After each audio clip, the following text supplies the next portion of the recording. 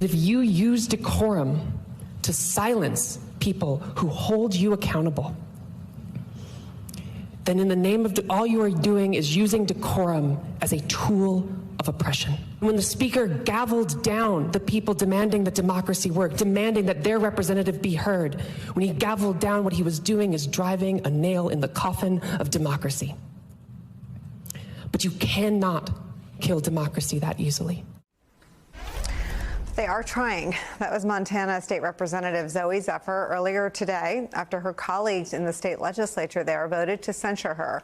They barred her from the House floor completely. Her remarks today mark the first time Representative Zephyr has been allowed to speak since warning her colleagues that if they ban gender-affirming care, they would, quote, have blood on their hands. Her microphone has been repeatedly disabled when she's attempted to speak, and she has been misgendered by her own colleagues. 7 of her supporters were arrested yesterday during a rally urging leaders in the legislature to simply stop silencing her.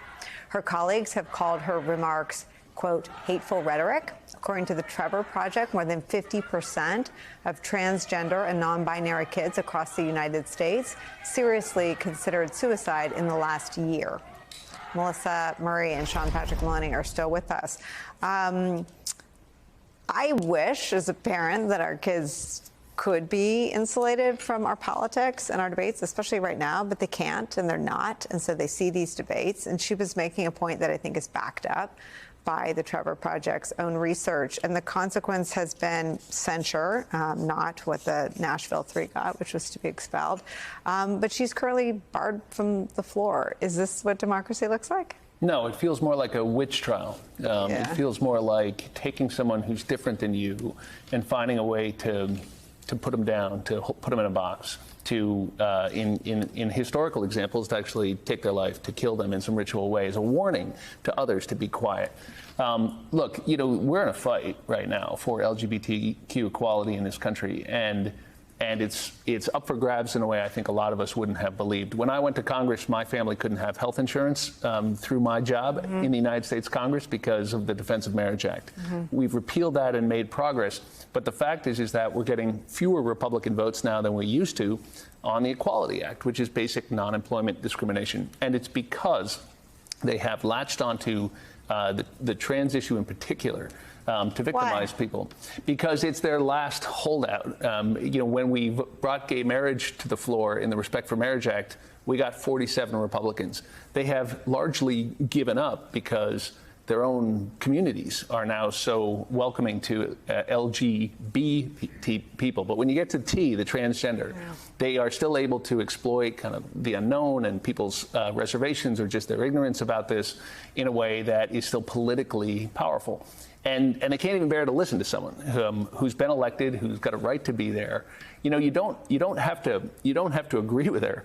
You just have to treat her with respect. And it's just a very familiar situation for many of us who have had to fight for our place in society and to demand respect, not love, because not everyone will give that to you, but respect. And if you've been elected by the voters, you get to be respected and you get accorded the same rights and privileges as any other member of that body.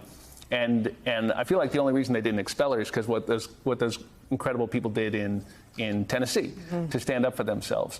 But it's amazing that it's happening again, and it just means we've all got to be in this fight. Melissa, do you see any avenue for her to fight a legal fight? I mean, she's literally been silenced, and she represents people, constituents in the state of Montana. Surely, I think there is a strong case to be made, relying on earlier cases like the Julian Bond case, for example, when he was expelled from the Georgia House of Representatives. There's a legal matter for that. But I just want to go back to something that Representative Maloney said. I'm not sure that this is a witch hunt. I mean, that sort of anesthetizes it to some extent. This is fascism. I mean, pure and simple, this is fascism. We saw jackbooted police officers removing her supporters from a public chamber. The state legislature is a public chamber. It is the people's house. She is a representative of the people of her district who elected her validly, and she is there to represent their interests, and her microphone has been turned off. She's been told not to speak and that she cannot speak because she is espousing messages with which the majority does not agree. That is the very definition of authoritarianism and fascism. And it's not just about the LGBT community, it is about democracy. And we all have to understand that last week or 2 weeks ago, it was about anti-gun protests. This week, it's about anti-trans protests. And our fates are completely intertwined. We have to stand together against this because this is the most profound threat to democracy, and it is happening every day. It is becoming normalized, and we are becoming anesthetized to it. You want to respond? Yeah, I mean, I agree with it. I mean, I only say it looked like a witch trial because it comes, I think, with the intense hatred of people, particularly women, and particularly people who cross gender roles, in the view of what other people think should be taboo. That's when it ignites. That's when people lose all sense. And to me, that's what the witch trials were. But I don't quarrel for a minute with the fact that this is authoritarianism. That's exactly right. Do you know how many times in a legislative body somebody says, "You've got blood on your hands"? I mean, honestly, it's one of the most hackneyed, cliched expressions you see. It's used all the time.